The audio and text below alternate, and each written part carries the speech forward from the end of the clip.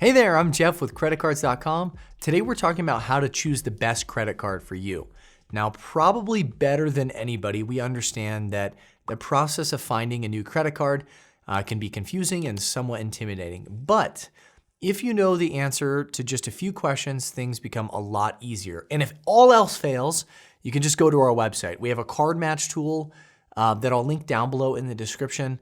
You can see if there are any interesting or special offers for you that's worth trying at least once, or you can go to our guide for the best overall credit cards and you can choose from that. And if you're watching on YouTube, all that information is in the text below the video screen. If you're watching on our website, you're probably already in the right place.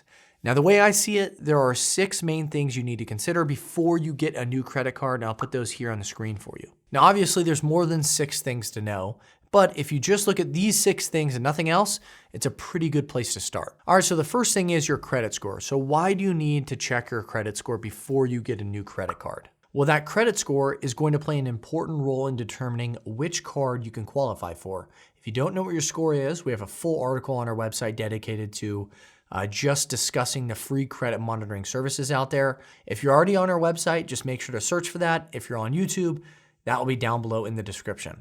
Now, in addition to looking at your credit score, it's also a good idea to go to annualcreditreport.com to get a free copy of your credit report, which is different from your credit score. Essentially, the information on your credit report, all the information found there, is fed then into a credit scoring model that gives you your credit score. So you have to make sure that the information is accurate on your credit report so that you have the most accurate credit score. It's kind of goes back to the saying that a lot of people say is garbage in, garbage out. If there's any errors on your credit report, you're not gonna be happy with your credit score. So make sure you check both of those in tandem. Now, in order to qualify for the more desirable credit cards out there, whether they're cashback credit cards, travel cards, rewards cards, etc., you probably need at least a 670 FICO score, which is in the good range. You can see the different ranges here on the screen. If you have a score that's below a 670, do not worry, you're not out of options. For instance, there are plenty of cards that target people with fair credit and even bad credit and no credit at all.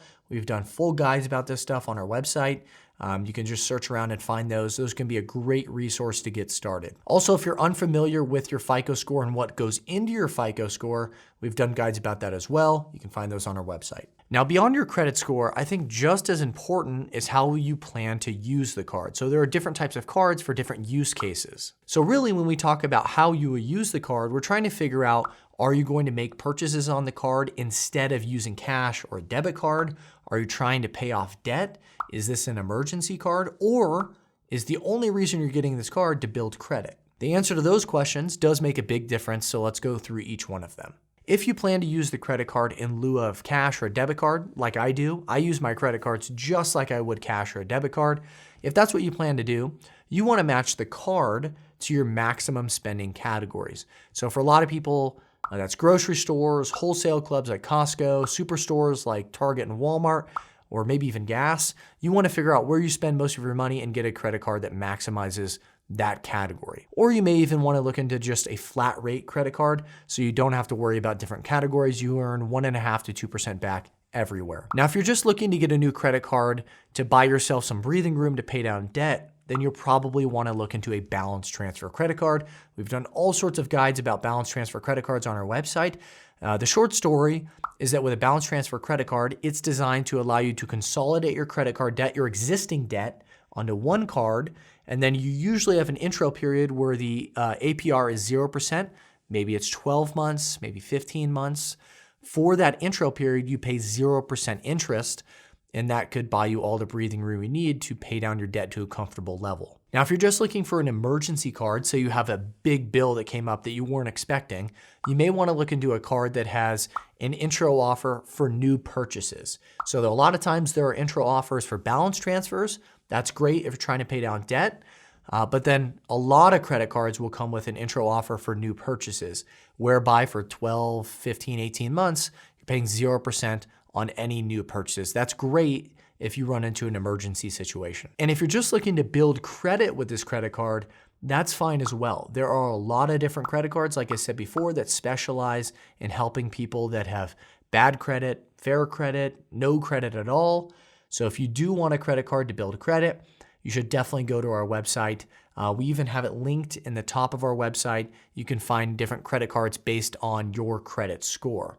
So if you want to improve it, there are plenty of different credit cards out there for you. Now, the next thing you want to look into is your interest rate. And I know a lot of people, when they go looking for a credit card, they assume, look, the interest rate on all credit cards is high.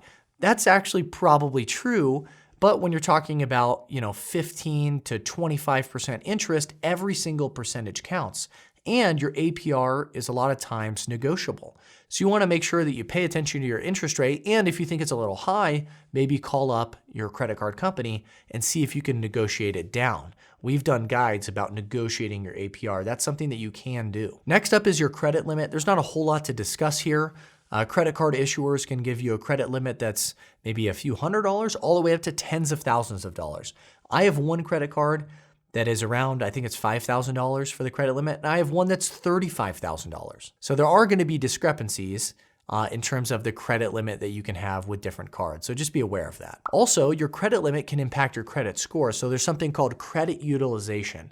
And this is basically how much credit you're using divided by how much you have access to. So if you only have one card, it is the balance you carry on the card divided by your overall credit limit. So just mathematically, the higher the limit that you can get, the lower your credit utilization will be, thereby increasing your credit score.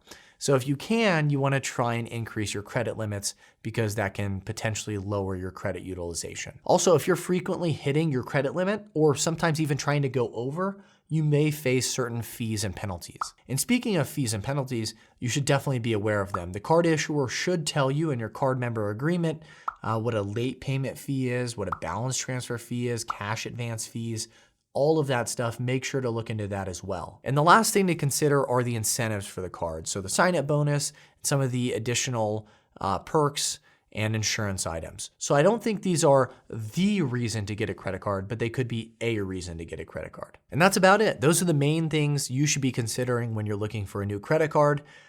If you have any questions whatsoever, you can go to our website. If you're already there, feel free to look through all of our guides or to send us an email. That's it. Have a great day.